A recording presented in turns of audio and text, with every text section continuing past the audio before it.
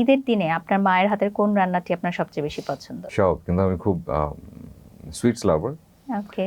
আমি যেমন সকালবেলার সেমাই, না হলেই না। পায়েস, দুধ সেমাই, ওই জর্দা সেমাইও পছন্দ, পায়েস পছন্দ। মার হাতে সকালবেলা মা একটা আসলে চালের আটার সাথে মিক্স করে একটা ইয়ে করেন, রুটিও বানান, আবার এক রকমের পরোটাও হয়। তো এই সব খাবারই ভীষণ পছন্দ। আবার দুপুরবেলার খাবারটাও খুব মানে গোগ্রাসে খাই। আমি একটু ফুডি, আমি খুব খাবার পছন্দ করি। কিন্তু আপনার ফিটনেস দেখে কিন্তু মনে হয় না যে আপনি ফুডি।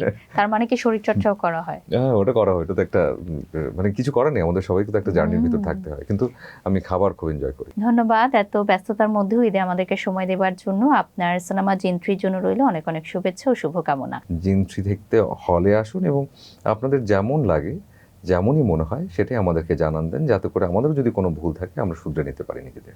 ঈদের শুভেচ্ছা রইল সকলকে।